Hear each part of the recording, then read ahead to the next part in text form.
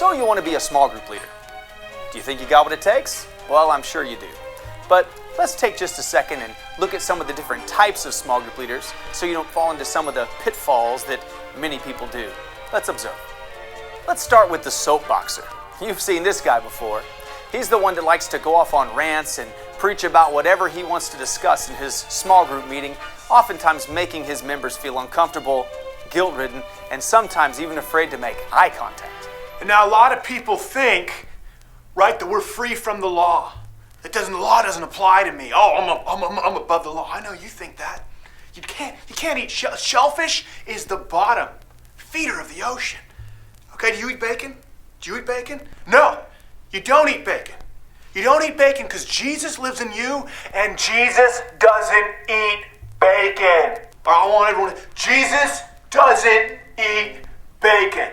Okay? Jesus doesn't eat bacon. Next, let's discuss what we like to call the Dr. Phil. I like this one. Dr. Phil has no experience in counseling. He has no degree in psychology. He spends his entire session counseling people and trying to fix them. Okay, now I'm about to tell you something you're probably not going to want to hear. But you got to hear this. You need to cut him off, girl. Okay, because listen, if the glove doesn't fit, you must have quit, because you can't go frying two pigs in a blanket. It's my dad, though. Yep. But he's 80. In a nursing home. Now see, he is what we call an enabler. The needy leader makes every discussion about themselves. Their favorite topic is always me, myself, and I. No matter how off topic the discussion is, they always find a way to bring the topic back to themselves. And it wasn't until my cup was completely empty, until that moment, when I knew I just really needed help with this, and I needed someone to help me with my struggle. You're right there. Phil. No. It's Phil? It's Patrick. Patrick. Doesn't matter. We all have one name. His name. We're all one in him. You know, I had that same situation. I handled it a little more. I was stronger. Stronger. Not physically. Stronger. Different weight class. You're lighter than me. But that can be stronger spiritually through him. Don't you see my strength when you see me? Don't you see the strength? Can you see it radiating? I feel like I do that, right? I radiate. That's a good question. We'll circle back. Item number 2, these pants. Authoritative. Ah, the holy roller. This guy is so super spiritual.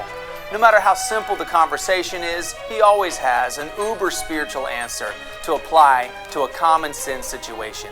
And don't forget, he's gonna have his anointing oil. So be careful and back up a little bit, because he likes to put his hands on people and he has no respect for personal space. Okay, now who needs some praying here today? Yes, you need some prayer for what?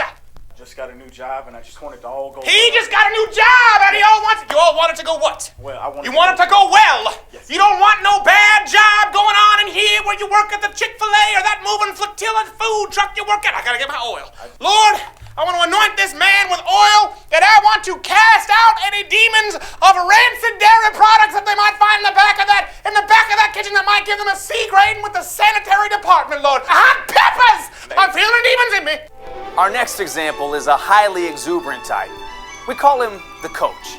He's like a football coach. He likes to get in people's faces and yell and even make examples out of his members. Okay, so most importantly, we first got to find and accept all our faults, and you got a lot of them.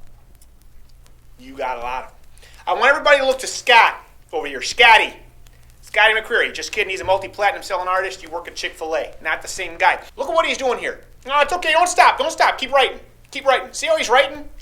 He's always writing stuff down. He's missing life around him. Second thing, you want to strengthen your spirit. You got to strengthen your body.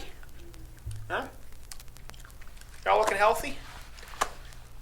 What you doing, Scott? That's the thing y'all got to notice here.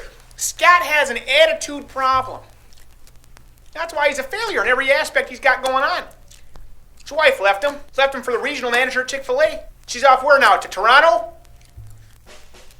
The drill sergeant. This guy reminds you of your least favorite high school teacher. He's making you answer questions right on the spot. He's giving you homework assignments, and he sucks the life out of the entire meeting. This small group is no fun at all.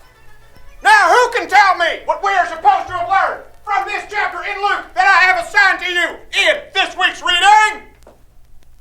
Lacey, what did you learn from chapter Luke?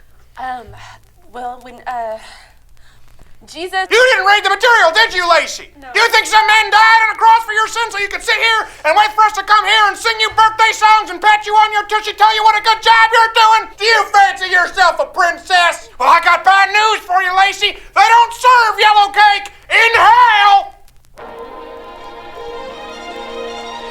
Now that we've looked at all the different types of small group leaders that you don't want to be, you're probably asking, what type of a small group leader do I want to be? Well, the answer is quite simple. A good small group leader is strong, but gentle.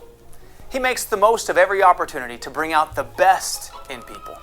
He makes sure that he keeps more dominant members at bay, and he makes sure that the more delicate members are able to speak up and give their view.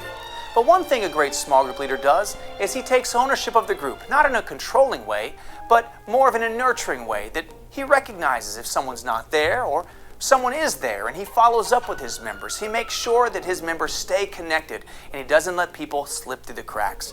It's important that every small group leader keeps their environment fun, and they have a great time while they build relationships inside of the small group and have wonderful discussions.